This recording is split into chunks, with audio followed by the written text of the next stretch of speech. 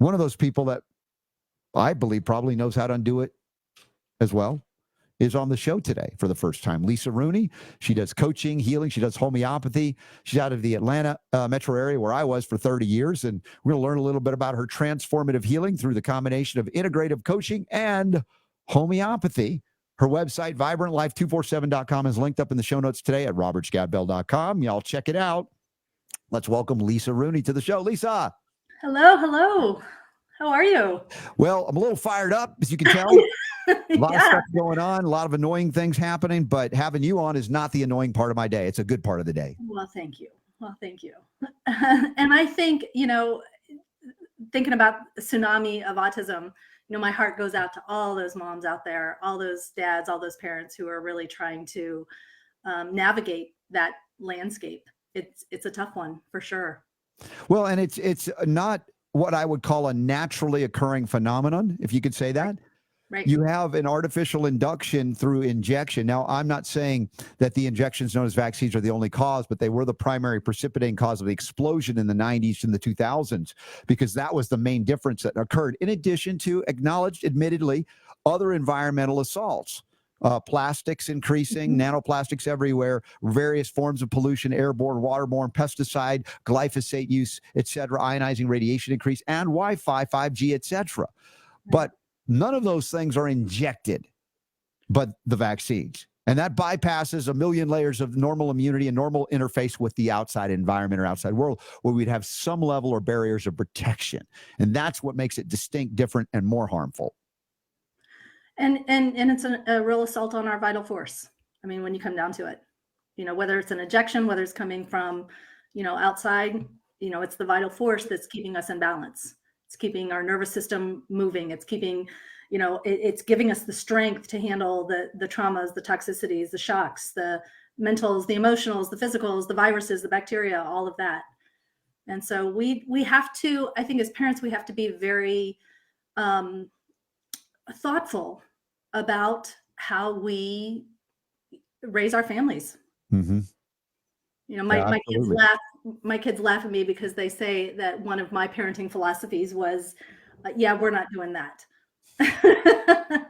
And so, luckily I raised my kids very holistically, and, they're very healthy, and we avoided a lot of, I think, what could have created, long-term issues. Sure. Disasters that were not necessary. And based on our choice, we have a choice. Now, we can acquiesce to the pressure, whether it be peer pressure, medical pressure, or other societal pressures, or we can stay strong to our either intuition or knowledge, because we've learned things that we didn't learn growing up in grade school, high school, even professional trade schools, much less going into medical school or other things like that at that level. And I guess the question, Lisa, is, were you raised in this, or this is something you came to as an adult like I did? Yeah, I came to it as an adult. No, I was not raised this way at all. I, in my early 20s, I was diagnosed with chronic fatigue syndrome and chronic Candida infections. I was really sick. At my worst, I was sleeping about, 17 hours a day. Wow. I had to quit my job. Really I couldn't function. And I spent about 2 years in allopathic care trying to figure out what was wrong with me. It was, you're depressed. It was, you have the flu. It was just all the things. And I think at that time, there was maybe a small paragraph in the PDR about chronic fatigue. It was maybe 3 sentences long. And that's all they knew about it.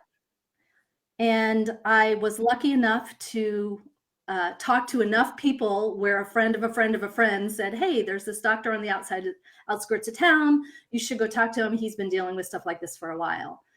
I made my way out there, and that was really my first introduction to another way of living. It was my first introduction to the power of food, supplements. He didn't do homeopathy, chiropractic care. Mm-hmm.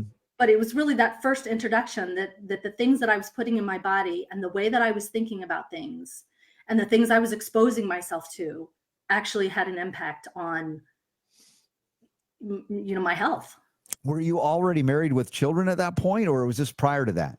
No, thank goodness. No, because it was a long road. I mean, it was a long road. This was prior to children. I remember after I met with that doctor, he he sent me away with a list of supplements and this very strict diet that I needed to go on. And, I was raised, when I was growing up, I was raised in the military. We moved around quite a bit. My mother also had cancer. She had cancer for about 14 years when I was growing up. And so, convenience foods were a lot of what I was raised on, just because there were some years that was the best that she could do. Well, being a military family, did you get hammered with the vaccines wherever you went? I got whatever we needed when we needed to go there. Yeah. Cause we spent about 4 years in Europe. So, Which countries were you in? Germany.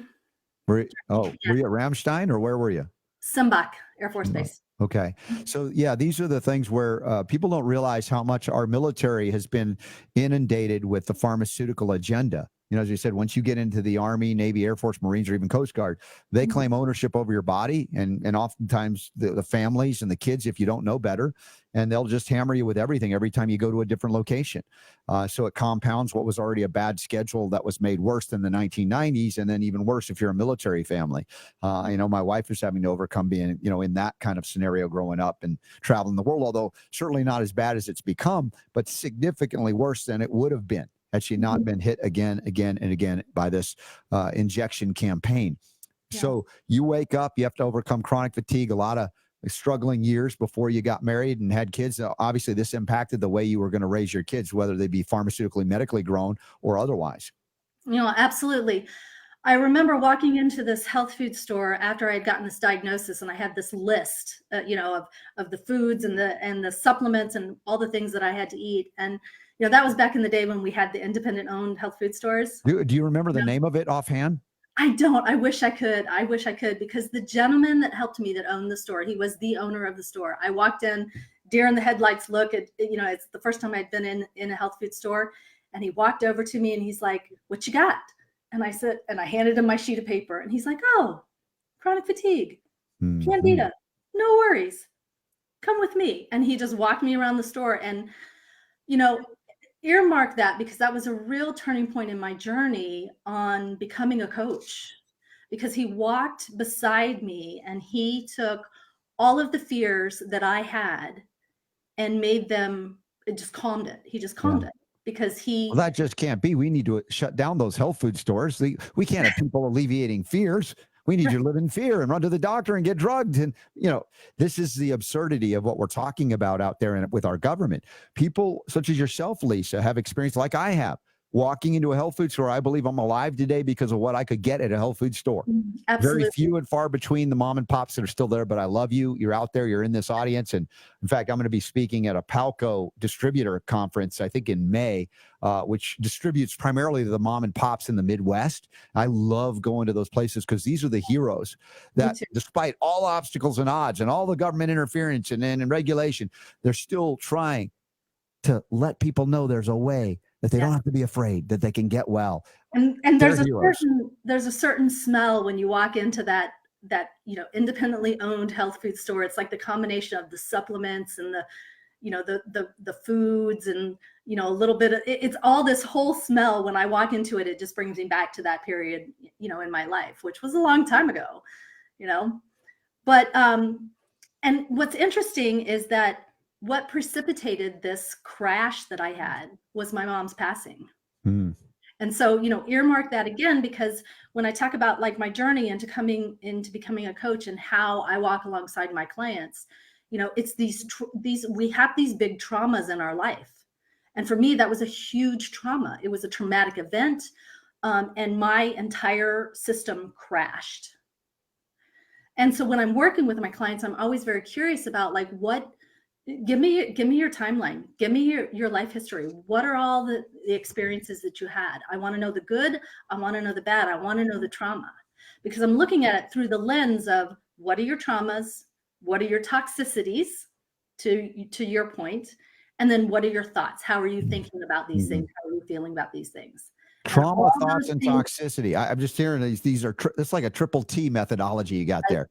Yeah. Traumas, thoughts, and toxicity, because we do know, yes, emotional trauma can trigger all kinds of physiological ailments, but combined with, for instance, the thoughts that are wrong and the toxicity, and well, I'd add deficiency, but that plays in there.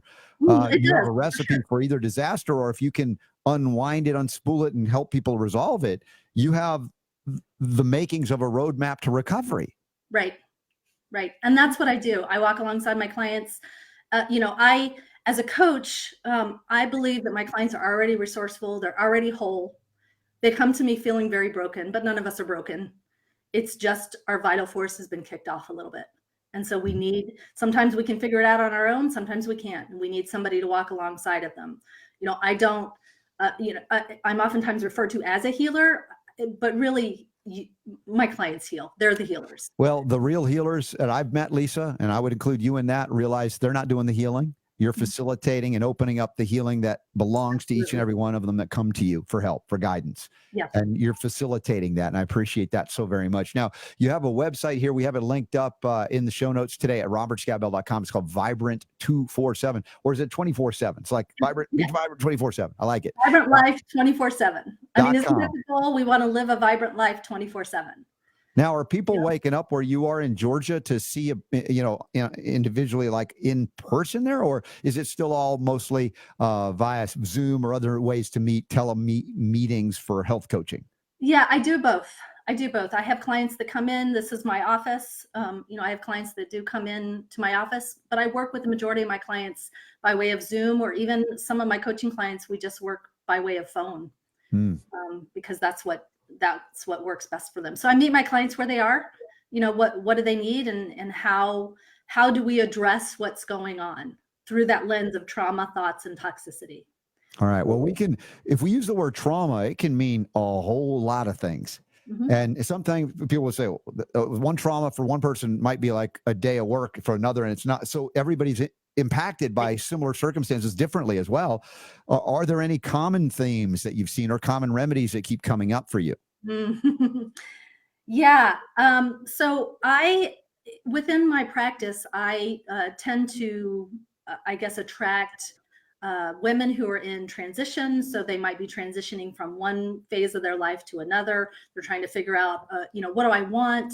Where am I going? What do I value? What matters to me? I have a subset of my practice that is also women who are coming out of narcissistic and abusive relationships. Oh, there's so many of them.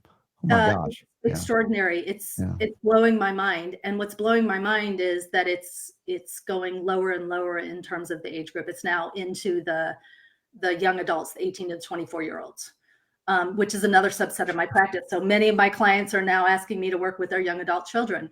And when you talk about a tsunami, like, we're already in a tsunami of anxiety and overwhelm and emotional dysregulation.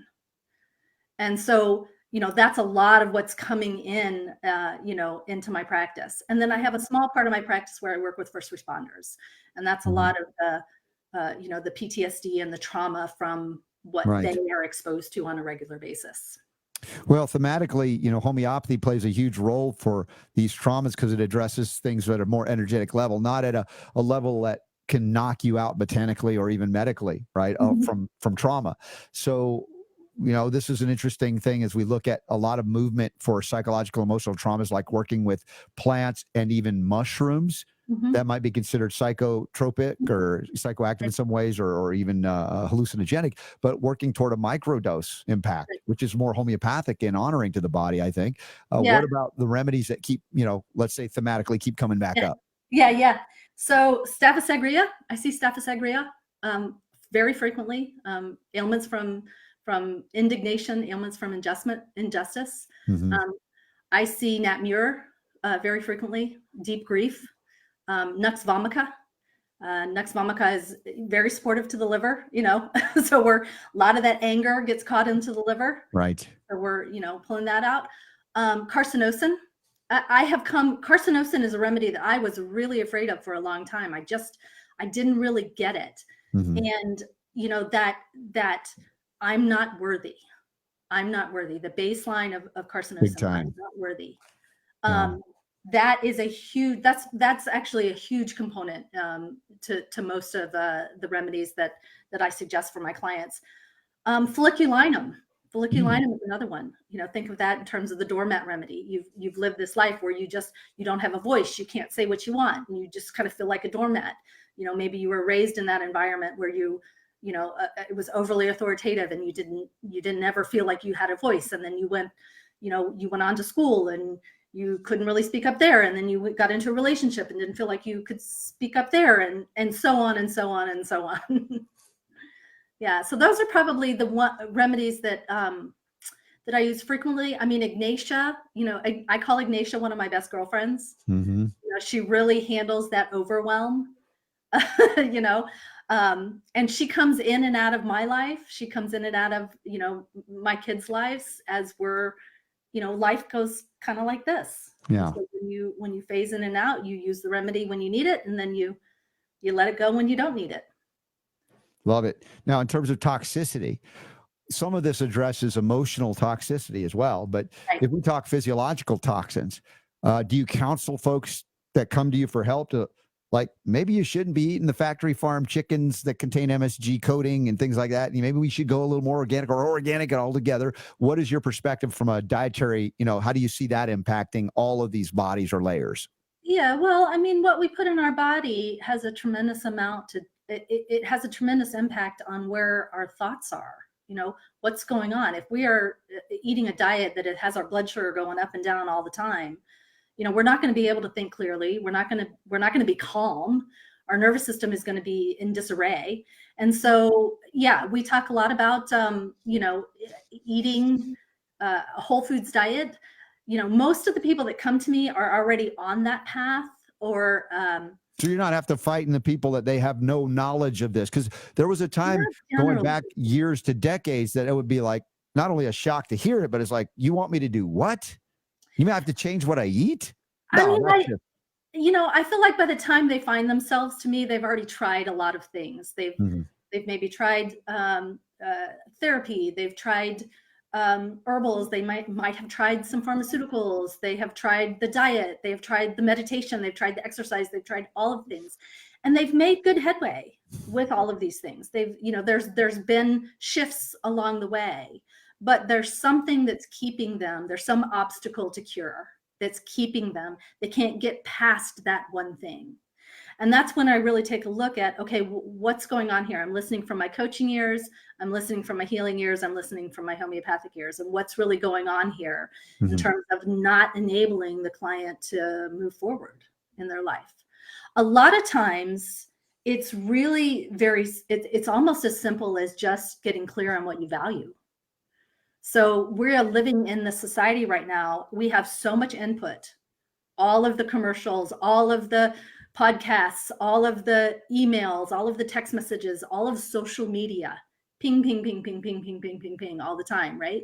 So we've got all this input that's coming in, and all that input is really somebody else's agenda for how they want you to spend your time, because time is that commodity, right? Mm-hmm. And so how then do we figure out what we need to do and what is important to us when we have all this input of other people telling us that we should value this, we should do this, we should, buy this, we should think this way. So when clients come to me, that's one of the first things that we do. I do a detailed timeline, understanding what are their toxicities, what are their traumas, what are their thoughts. And then in very short order, we really get into what they value. And oftentimes it's aha moments where people are like, wow, I have been living this way for so long, and I realized I don't even value this.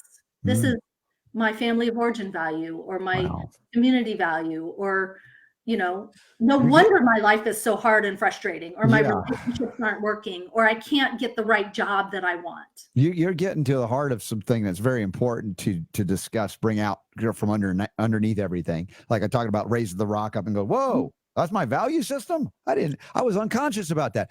And to your point, when we say, I can't do something, it's usually because we don't value it enough. Because if you value something enough, you will find a way. You will remove rocks. You will go over them, under them, around them. You'll pick them up because you value it. Now, if you don't value your health, why would you do the things that would bring it about?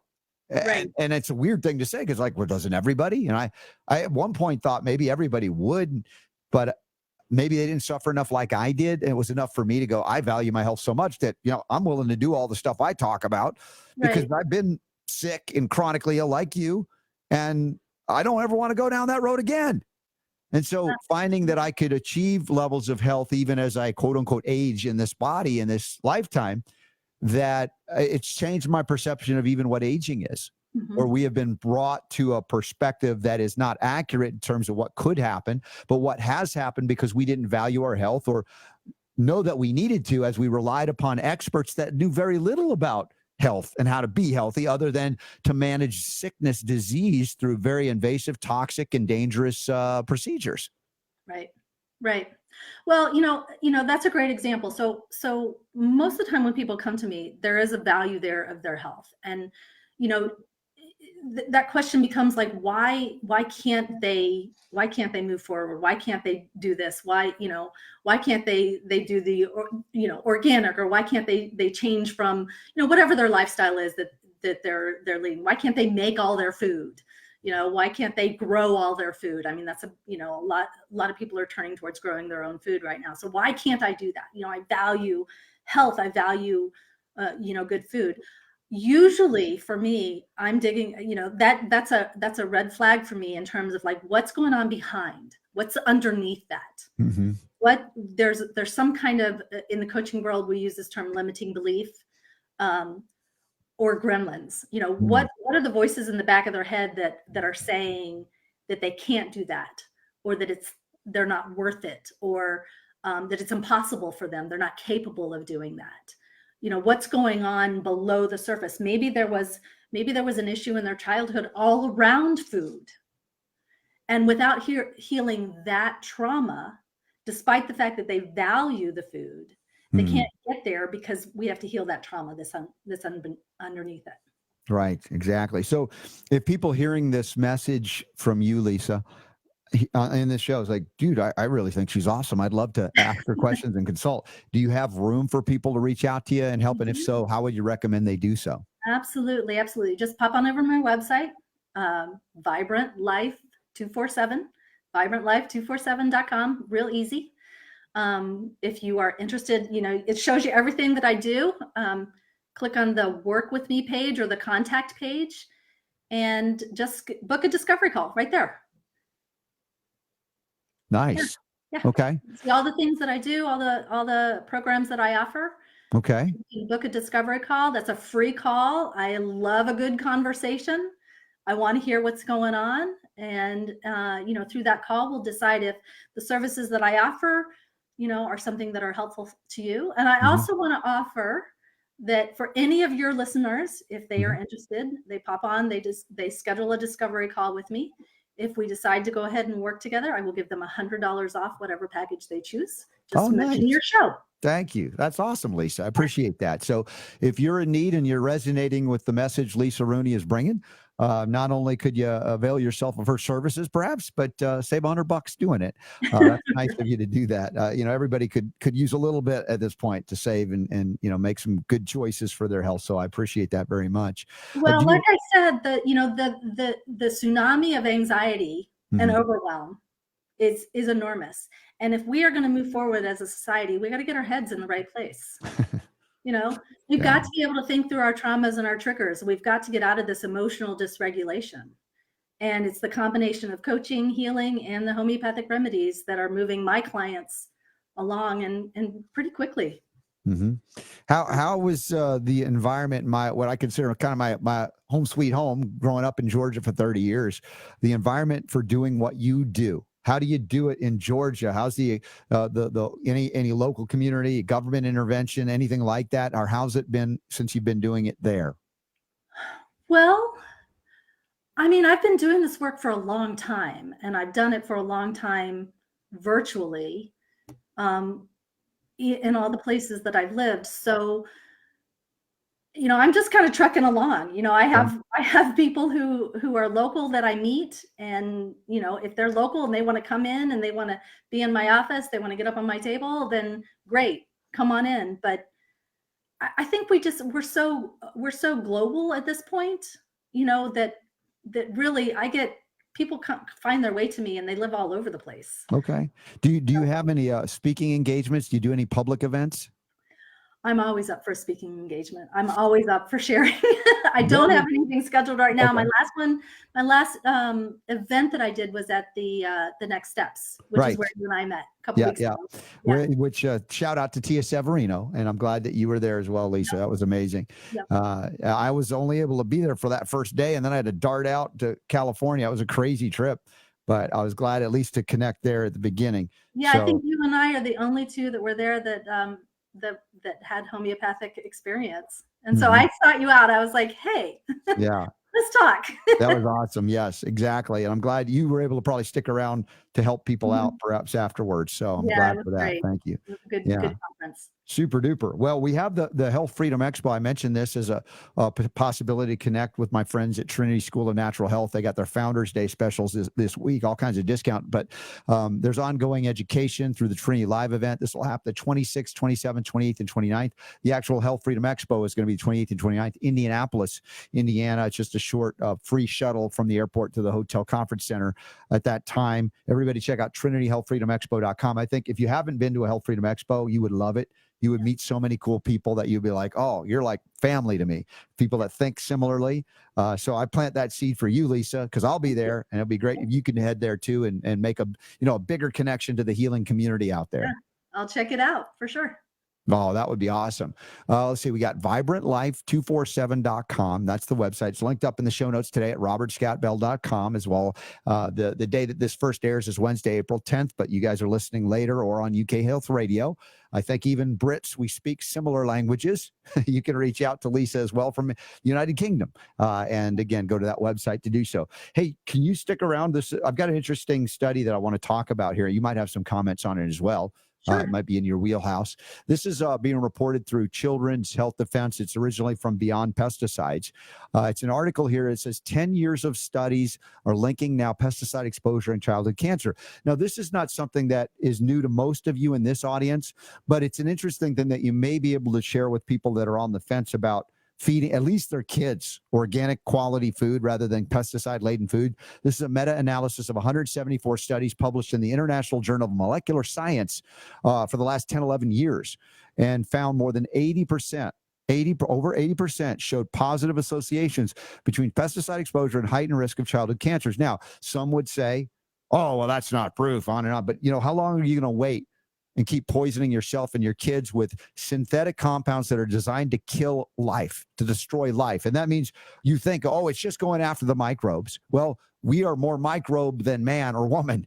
And that reality has to sink in. So you realize that attacking and killing that part of life is attacking and killing our life. That's a suicidal ideation and behavior. And this is happening from the medical and scientific so-called realm that profits off of poisoning us for profit and the planet. And yet we are told, no, the real issue is the temperature might be rising, or it might be going down, or it might be staying the same. I don't know, but it's the climate. No, it's the poison. It's the toxins. So are you surprised by an article coming out with these connections and correlations and associations? I mean, I'm not surprised by that. And it's heartbreaking. It's absolutely heartbreaking. And when my kids were young, I have 18 and 20-year-old now. They're off to college. I sent them away to college with their homeopathic kits. They're pretty self-sufficient. The environmental working group, they're Clean 15 and their Dirty Dozen. I mean, I lived by that because I was transitioning into this lifestyle. I had already, when I had my kids, I had already been well on this path. But, here I had these two little babies that I was suddenly responsible for. And I utilized those two lists for everything that I bought. And I started out really slow. I just started with those Clean 15 and the Dirty Dozen. Yeah. And each time I would go back, each month I would go back, I would add another one to organic, Yeah. I at that time I started a local chapter of the Holistic Moms Network. Oh, nice. National organization. If you are a holistic mom, you're listening, you have littles, you're looking for community, great organization. It really grounded me in this lifestyle. Yeah. And you know, we would get together, we would have meetings, we would talk a lot about nutrition and how to raise our kids and how to make choices. And so, you know, sometimes it was just taking a dirty potato chip and replacing it with a clean potato chip Right. Right. Yeah. Yeah. before you get the potato chip out of your. Transitioning to Yeah, organic junk food is already a step in the right direction. it's But already a step in the right yeah, direction before yeah, you can transition to, okay, now instead of chips, we're going to have carrots or real potatoes that are not or real fried potatoes. in vegetable oil or worse. Yeah, Right, right. yeah. So, So I mm, think, you know, it's heartbreaking to me, but I think there's hope. You know, there's hope. There's definitely hope within homeopathy for yeah, sure. You know, because that we can address those toxicities homeopathically. yeah. But I think there's also hope because I think so many people are waking up. True. And you know, I just say from the standpoint of a mom, like think about just read the labels. I mean, that's all it took. That's all it took for me to read the labels and be like, I'm putting that in my body. Hmm. You know, whether you're putting it in your mouth or you're injecting it into your body, read the labels. Well, look at the study. It's more than just, for instance, pesticides, which we know are devastating to human and animal health, but pollutants, radon. Interestingly enough, but in my studio, I didn't realize how high it was. I had to have it remediated. Now it's down to safe levels, but air pollution, electromagnetic fields, indoor chemicals, Mhm. and when they say tobacco and alcohol, the thing is, tobacco we know is an excellent medicinal plant, but when you put thousands of additives on it, it's hardly tobacco anymore. Now it becomes dangerous. And alcohol, of course, so we use it preserve often homeopathic remedies. Right. And where I would say alcohol has we have some capacity to deal with it, not in the heavy drinking scenario that I grew up with in Georgia. A lot of beer, right?